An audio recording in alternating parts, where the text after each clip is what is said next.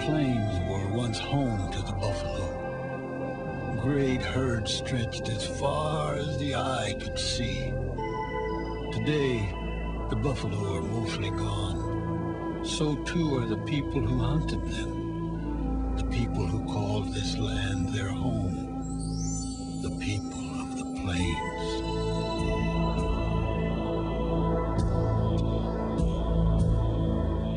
The people of the plains had many names. Crow, Arapaho, Sioux. Each had different names. Each spoke different languages. But they all hunted the buffalo.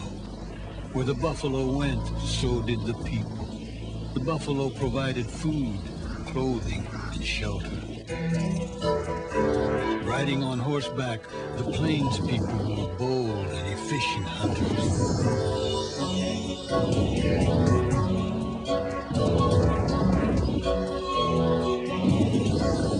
But the plains people never hunted for sport. They only killed to feed and clothe themselves. After all, to them the buffalo, as with all living things, was sacred and possessed a spirit life.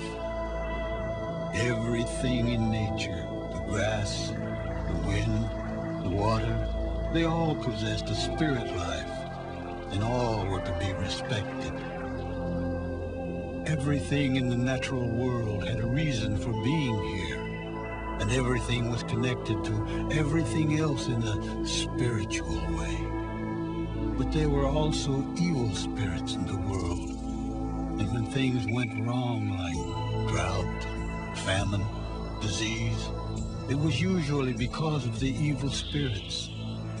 Medicine men were said to have a special knowledge of the spiritual world and were called upon to make things right again, sometimes by conducting ceremonies and dances where the people would become in better touch with the natural world around them.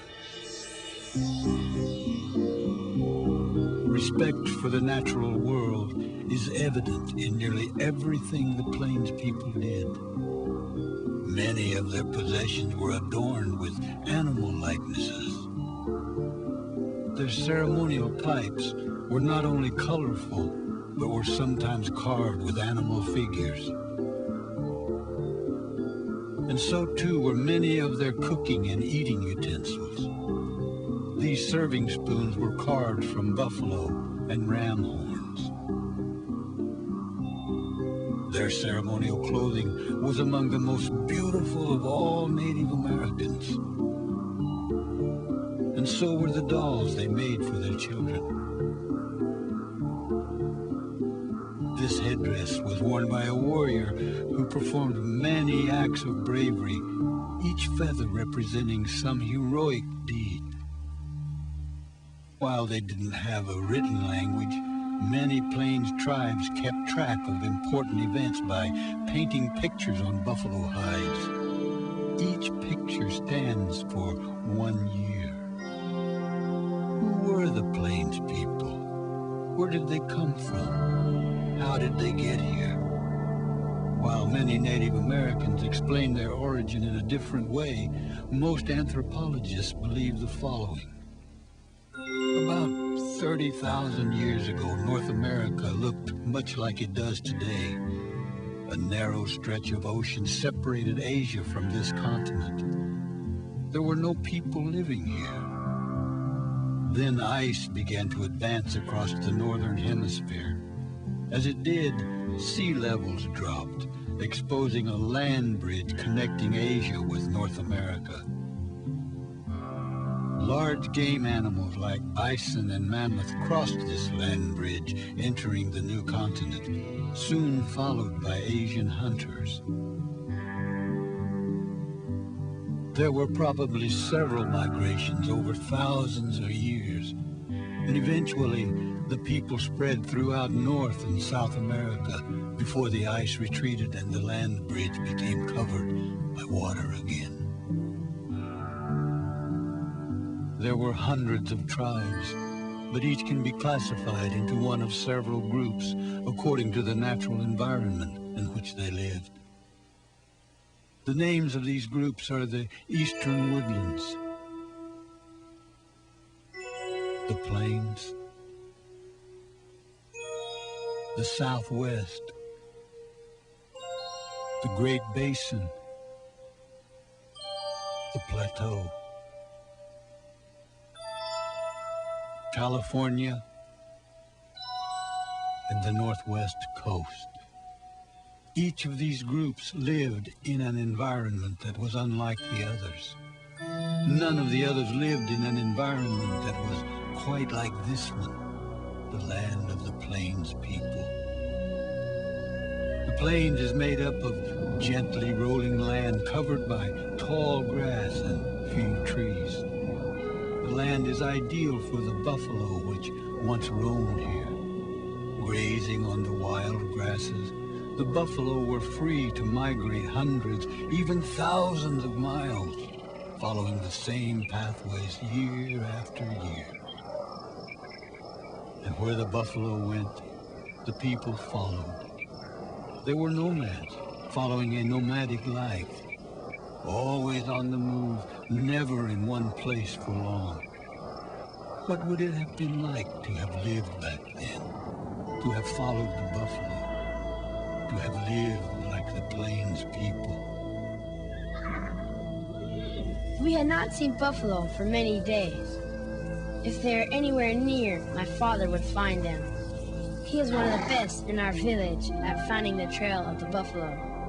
He is called Strongbow. The other man is called Big Horse, my father's friend. I am called Wiakaluta. It means red feather. I've lived for 12 winters, and usually boys my age don't get to ride with their fathers. But my father says I'll soon be ready for the hunt myself, and I must learn the ways of the buffalo. For the buffalo is all important. Without it, we would not be able to live the way we do.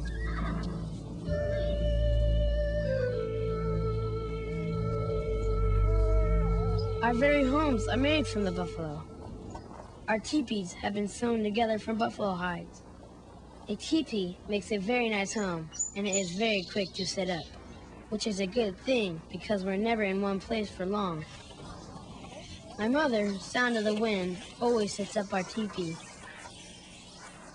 She does so with help of another woman in the village.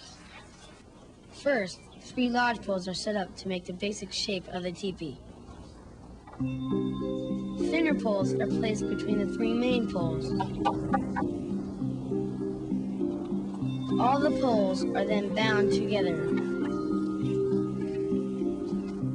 Shunka, our dog, enjoys watching the work. Buffalo hides are then draped over the poles. This is hard work because buffalo hides are very heavy, and a total of 18 hides are used to cover one teepee.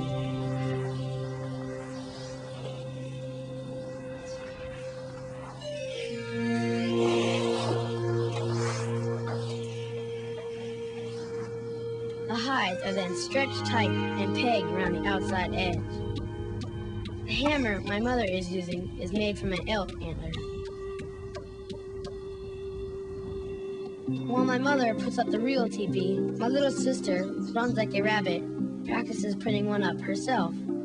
This is how we learn things, by copying our parents. After the teepee is up, my mother will clear a place inside for our fire. She is using a buffalo horn to scrape away the grass. The fire will keep our teepee warm on the coldest of nights, and it can also be used for cooking. Before the fire is lit, flats at the top of the teepee are opened to let out smoke. Next, my mother places buffalo robes on the ground to make a nice soft floor.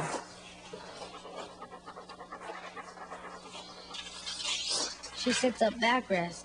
These are made out of sticks, and lays out a couple of pillows which are filled with soft buffalo hair. A teepee can be a very comfortable place. One of the last things my mother does is to hang our wind chime. It is made from buffalo hooves and makes pretty sounds when the wind blows against the teepee. After the teepee is set up, my mother will build a fire. Dry grass is placed between two pieces of wood. Next, she uses a bow and a spinning stick.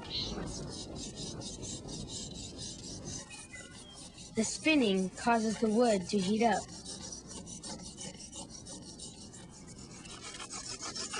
She has to spin very fast, but soon the grass begins to smoke.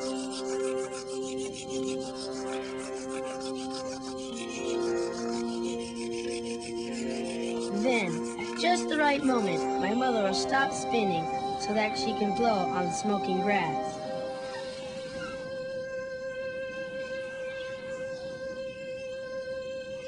Until finally a flame appears. She'll add bigger and bigger sticks to the flame until there is a real fire.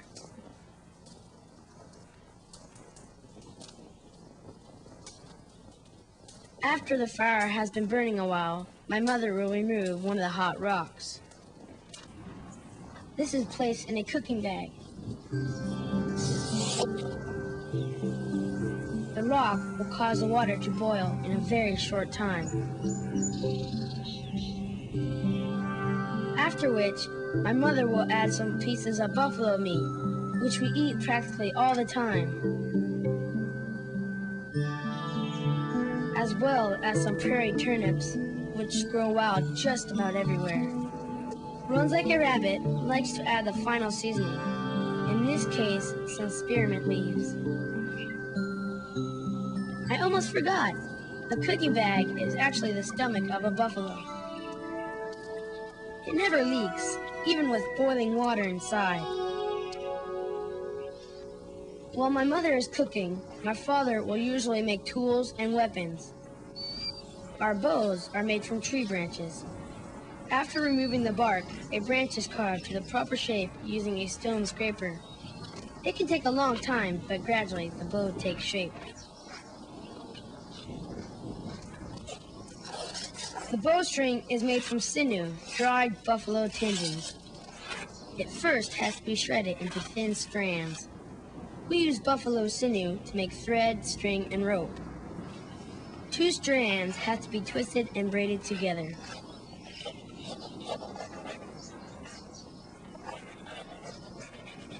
A freshly made bowstring is almost impossible to break.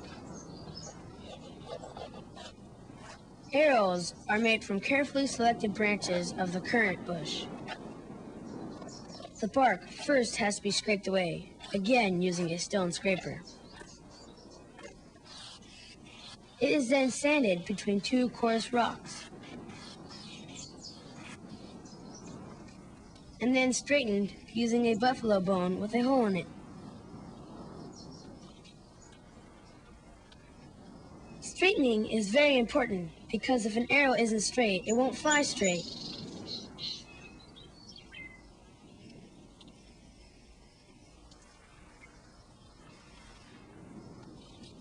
Arrowheads are chipped from flint. The final touch is being done with a deer antler.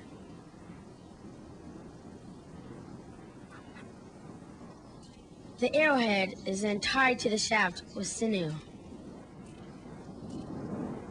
The same for the feathers.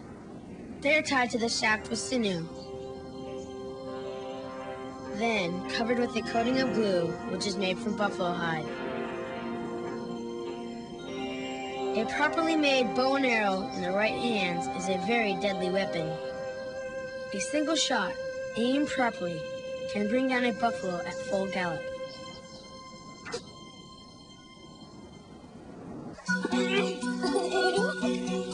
Work isn't all we do. There's usually time for games, at least for children, like buffalo hunt. It's not only a lot of fun, but it teaches us to be buffalo hunters.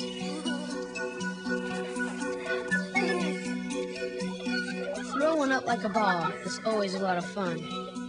Girls especially like it because they get to throw small boys into the air. hoop game also teaches us to be better hunters. The girls think it's funny when we miss, but sometimes we make it.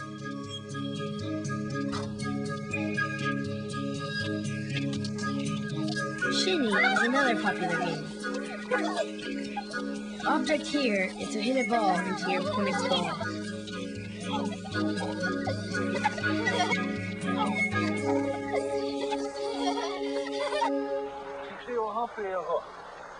We still have not found the buffalo, and so my father decides to stop and eat.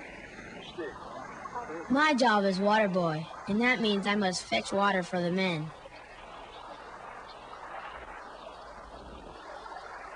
The water bag I'm using is made from a buffalo bladder. It's very strong, and like a buffalo stomach, hardly ever leaks. It is very handy to have on a trip. Another job of the water boy is to cool down the horses so they'll be fresh for the rest of the day. Back at the village, my mother is making a new dress. She starts by drawing an outline on a deer skin using a marking stone. Then, using a flint knife, she cuts the pattern out. This will be a dress for runs like a rabbit, but it's only half done. My mother will next stitch this half with the matching half, first using a bone awl to make some holes, and then sewing the two pieces together with sinew.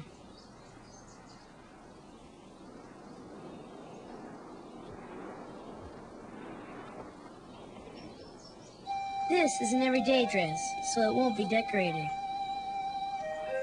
But many of our things are beautifully decorated. One woman in our village is well known for her beautiful embroidery. She does it by wrapping dyed porcupine quills around sections of buffalo or deer skin.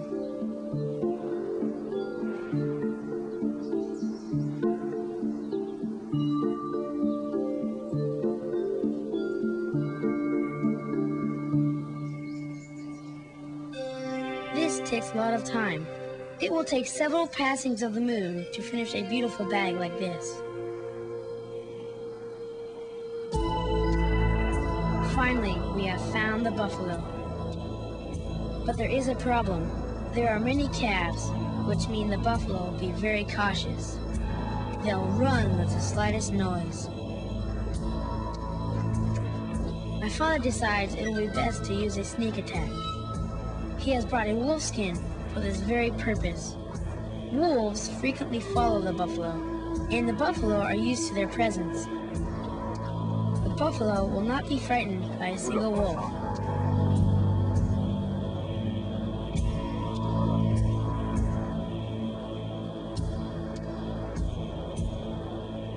My father will hunt alone using his bow and arrow.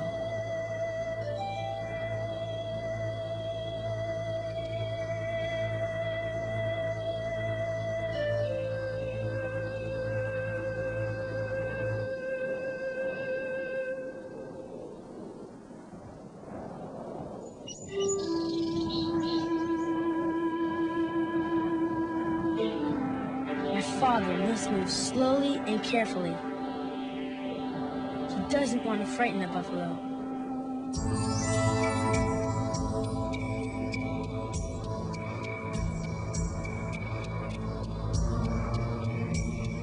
Buffalo hunting is dangerous.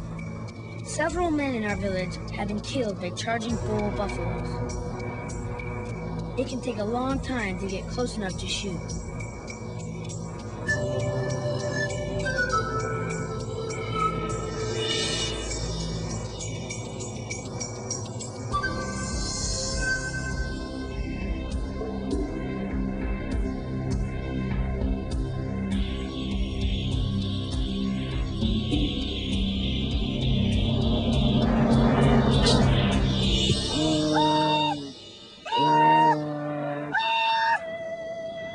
Today, the hunters were fortunate. But little did they know their days as buffalo hunters were coming to an end. A new people had entered America. Soon the new Americans, the European Americans, would enter the plains, and when they did, the way of the plains people would never be the same again. Wanting the land occupied by Indians, the new Americans engaged in a series of conflicts that would eventually result in the complete conquest of the plains people and all Native Americans. Indians everywhere were forced to give up their way of life and to live on small reservations, areas of land set aside for Indians. No longer able to hunt and fish in the old ways, the Indians were rationed food and clothing by the government. Some agents who were supposed to help the Indians were dishonest. They stole money and supplies, so the Indians never got all that they were entitled to. As a result, the Indians lived in total poverty, and many starved. Tribes were forced to give up many of their traditions and could no longer perform many of their religious rites and ceremonies. Many Indian children were separated from their families and were sent to strict boarding schools where they were forced to give up their Indian ways. In the 1950s, the government encouraged Native Americans to relocate to the nation's cities where they could find jobs and live in modern ways. But not all Indians chose to do this. Today, Indians can live anywhere they want, and many choose to live off reservations in cities and towns, employed in the same sorts of jobs as other Americans. But more than 500,000 Indians prefer to remain on reservations located throughout the United States. Life here is better than it used to be, and in some ways is similar to life anywhere else. Indians drive cars and live in modern dwellings like other Americans. They dress in modern clothing. They shop in stores. Many attend Christian churches. Indian children go to schools that look like schools anywhere and study the same kinds of subjects. They play the same sorts of games and enjoy the same things as other American children. While reservation life is a lot like life anywhere else, there are some big differences. Unemployment is very high. On some reservations, 4 out of 5 people are out of work. And because of it, alcoholism and poverty are widespread. No one knows that better than Sergeant Wendell Yellowbull of the Pine Ridge Reservation Police. Due to lack of money, unemployment is very high. Jobs are not available. We have young kids, high school kids coming in, graduating, needing jobs, and the jobs are not there. And this leads to a lot of excessive time, boredom, and the alcohol and the drugs seem to be a way to go. In recent years, many tribes have opened casinos in order to create jobs and bring in additional income. But only a few tribes, those near major cities, have actually profited from casinos. A few Native Americans are able to earn incomes by selling their arts and crafts.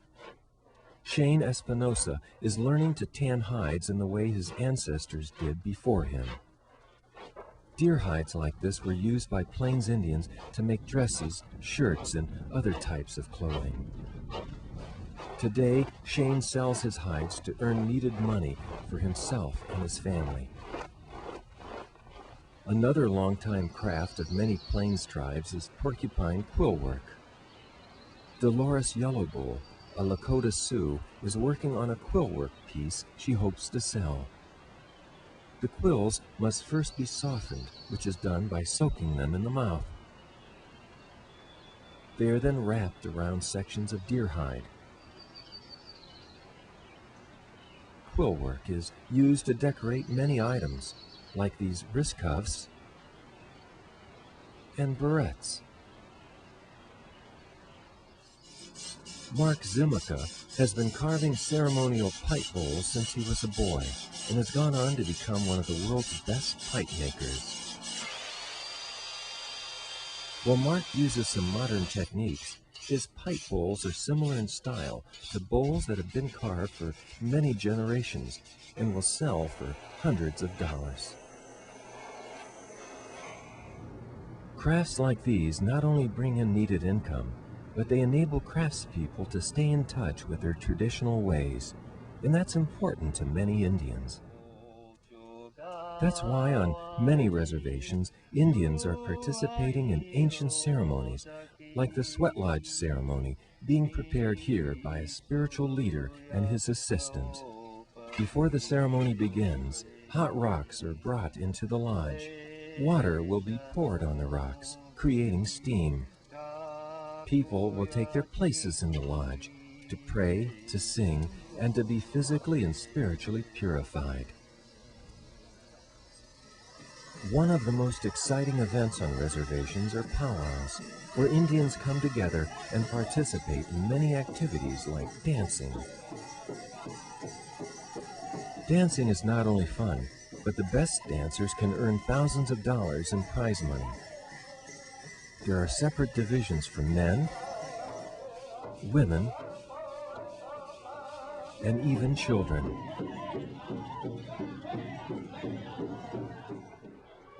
Another popular attraction at many powwows is the rodeo, and one of the most popular parts of the rodeo is the bull riding competition. Here, Indian riders get to compete for thousands of dollars in prize money. It seems fitting that Native Americans, once among the greatest riders in the world, are now among the best on the rodeo circuit. Today, the teepees are gone, and so too the vast buffalo herds that once roamed this land. But when the light is just right, and you happen to be looking, you can still find evidence of an earlier place and time. What we found, Annie? Look! Wow! What is it? It's an arrowhead. I bet you it's from when the Indians were around. And maybe, just maybe, the arrowhead might have belonged to 3 hunters, one of them named Red Feather, who passed this way nearly 200 years ago.